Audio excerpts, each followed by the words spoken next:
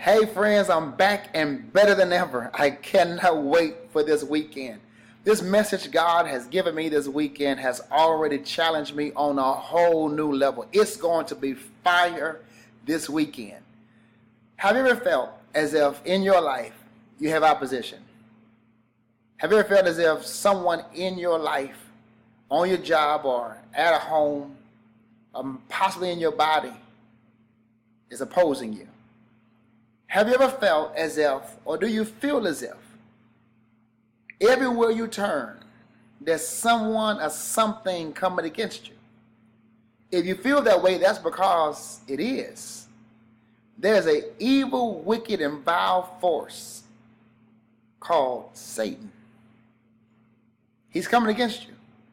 He's coming against you because he's coming against God. You see, in this universe, wherever there's good, there's bad. Wherever there's right, there's wrong. There has to be opposition. In Mark chapter 5, verse 1 through 20, read that before this weekend. You will discover that there's a man just like you who has a wicked and evil force that has invaded his life, has invaded his body, and it has tore up his whole world. The evil force is winning. It has won, it seems like. Nobody can help this man. It's winning until it came in contact with Jesus. And as you know, Jesus is undefeated. So how in the world do you handle wicked forces? Here's the crazy part about it. The crazy part about it is after Jesus dealt with the evil force, it left the man, but it didn't leave the world. It just went somewhere else. See, evil forces do not leave. They're here to stay. How in the world do we handle the evil forces that come in our life?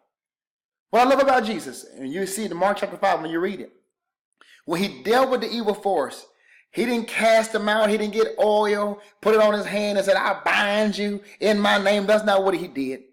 I tell you what he did. He just spoke a word. He spoke a word and the man, whole life, was healed. He was made whole. His world came back together. I have 2 points of good news for you. The first point of good news for you is, even though the evil forces in this world are not going anywhere, God is not going anywhere either. He's still sitting on his throne with all power in his hand. The second thing I want to tell you about these evil forces that come against you, they will not win. No weapon formed against you will prosper.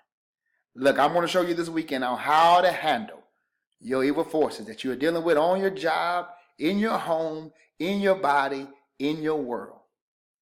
I can't wait for this weekend. Bring somebody with you. God bless.